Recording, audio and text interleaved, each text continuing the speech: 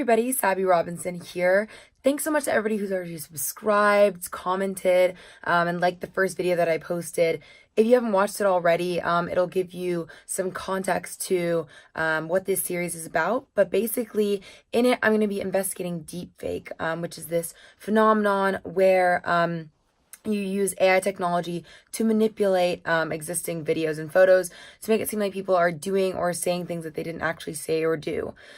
So in this next episode, I actually sat down and spoke with Wael Abd-Almageed. He's a researcher and scientist at the University of Southern California, and he's an expert on this kind of technology. So since 2013, Wael has actually worked here at the University of Southern California in the Information Science Institute in the Viterbi School of Engineering. And basically what they do there is they use large-scale machine learning techniques to work on image processing problems.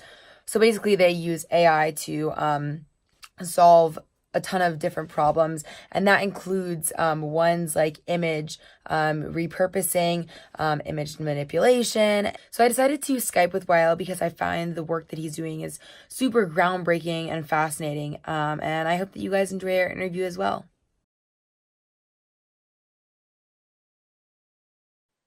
It's a DARPA program, and it's called Metaphor. It's an acronym for media forensics. And our interest in media, in Metaphor, we have been doing this for a couple of years as well. Our interest is not to manipulate images. Our interest is to be able to develop software and computer algorithms and artificial intelligence algorithms to be able to tell if a given image has been manipulated or not. The problem is not we're basically trying to play the good guy here. We're given an image on Facebook or Twitter or or Instagram. We want to be able to say whether the image itself has been photoshopped. You can basically copy somebody's face from one image, put it in another face. Deepfakes is an example of that. And there is actually even a harder sort of class of manipulations where the image itself is not manipulated. The image itself is perfectly fine. Nobody touched the image or photoshopped the image, but the description that comes along with the image on a Twitter feed, for example, is sort of misleading. For example,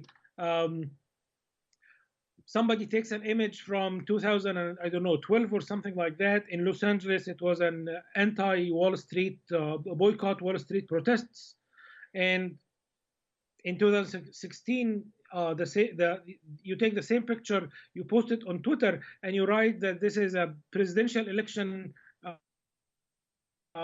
protests in New York City. So the objective is of course trying to sort of spread misinformation, right? And this actually came to be a really big problem in the United States in the last couple of years with a lot of foreign interference, etc., etc. So we came to realize that image and video manipulation is a big problem, and we need to develop algorithms to be able to say whether a given image is actually manipulated or not, or is if somebody is trying to repurpose that image.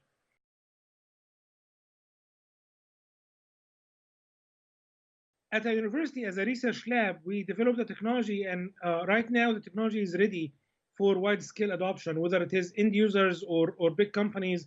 I think we are at a stage now where the technology is mature enough to be adopted.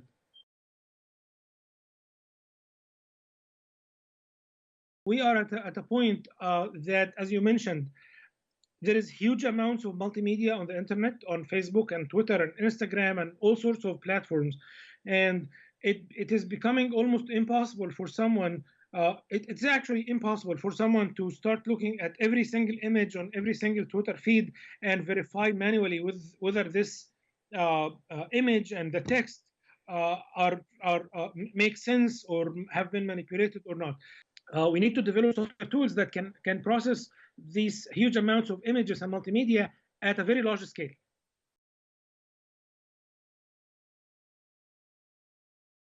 So, for example, Twitter can automatically start to check tweets if the image and the text in the tweet are sort of coherent, if this makes sense, if they match, or maybe the image is repurposed, or maybe just raise a flag. I'm not saying that Twitter necessarily has to completely disallow the tweet, but at least maybe raise a flag. So this is one possible use of this technology. Maybe another company can build a plugin, so somebody like you, even if Twitter as a company is not interested in adopting this kind of technology, maybe another company can build a plugin around this technology, and a journalist like you can install this plugin in his Twitter feed and check whether a given tweet is correct or repurposed or something like that. So I don't know about you guys, but just hearing what Wael had to say made me super hopeful because I don't know, going into this I was pretty nervous about the future of fake news and didn't think that we'd be able to tackle it. I think one of the big takeaways from it was that ultimately Facebook, Twitter, Adobe, all these companies are going to have to snatch up this technology before it's too late because as Wael was saying, the issue of fake news and image manipulation is only growing. And as, individuals, we can't really tackle this problem by ourselves. So that's it for this episode. Please make sure to subscribe and comment and like the videos. I want your guys' input so I know what I should be discussing in the future.